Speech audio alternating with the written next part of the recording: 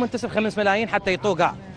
هاي سرقة علنية يعني اللي حق هذول خطية المنتسبين هذول اللي هم بطرق الراتب وما عندهم أراضي وما عندهم قيعان وما عندهم مأوى يسكنون به.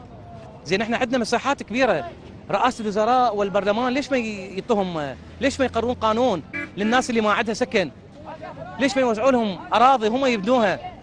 المن هاي التشولات وهاي الساحات لما يتهدد مصيرنا سيخرج المارد المعنوي من القمقم ويهشم الزجاجة ويقول لهم ها أنا ذا مرة أخرى ها أنا موجود. بس اعطونا مجال وقت شوية. وخرهم على كيفك وخرهم. فترجع من الإذاعة لأنه علامات العاصمة. هنا بغداد وصل صوتك. هنا بغداد. فسوي لنا الساحة هاي الساحة موجودة فارغة. سوي سياج خاص للدراجات. لأن مرتين فجرت هناك تفجر علينا. بعدين سكان المنطقة تعرف شو يسوون نحرق الطائرات. بس هذه ليست تجمع كبار البيوت. لأن هاي ذي عليهم. أنا أفضل من نيويورك. أنا أفضل من نيويورك.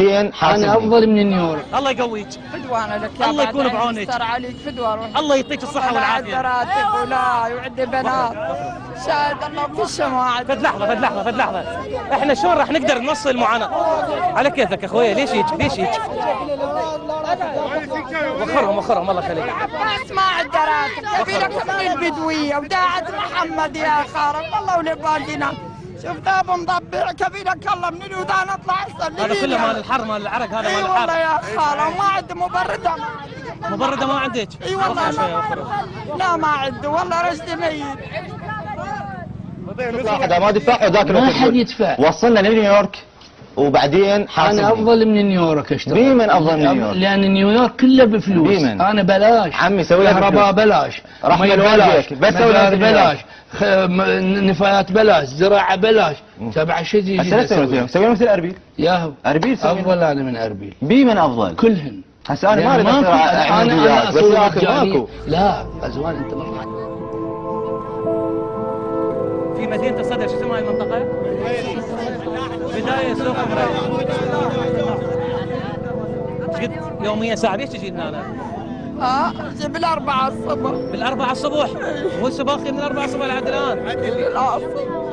عايش على الدرجات هاي هنا شوف دموعها هنا على عيونها. أكون مكملة للمسيرة ونبذل مزيد من الجهود لخدمة أهالي هذه المدينة العريقة، وإن شاء الله تكون بداية جديدة لبناء صروح جديدة في مدينة بغداد، ونعيد إلى بغداد هذا الألق وإرثها الحضاري الذي هو شعاع لكل عواصم الوطن العربي. ما عندي أحد يداعب عيونك يا رحم الله عليك.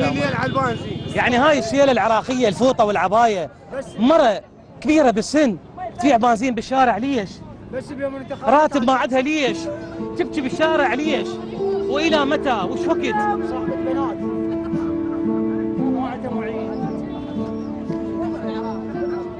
هذا الشعب العراقي خلي يباوع البرلمان، هذه الكراسي. بس انت ايش فيك؟ ليش ما عندك راتب؟ ما اروح يا خاله، وين ما اروح ما يعطوني. وين اروح؟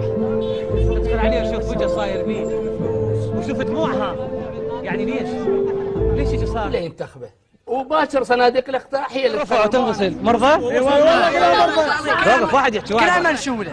اي مرضى. منشوله؟ وين اكون اشتغل؟ من الدخان.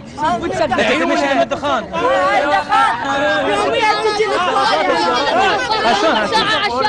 يوميا تجي الاطفاء انا. يلا واحده كلها دخان يوميا 20. عندما يتهدد مصيرنا سيخرج المارد المعنوي من القمقم ويهشم الزجاجة ويقول لهم ها أنا ذا مرة أخرى ها أنا موجود لحماية التجربة.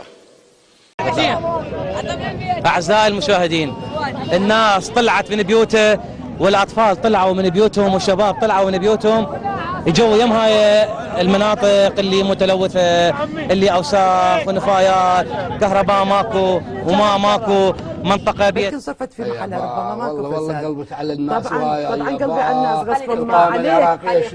قلبي عليك. القائمه العراقيه هي اللي تنقذ العراق، مو انتم والفساد مالكم. عندك بخاخ؟ اي والله حطي بخاخ. شلون؟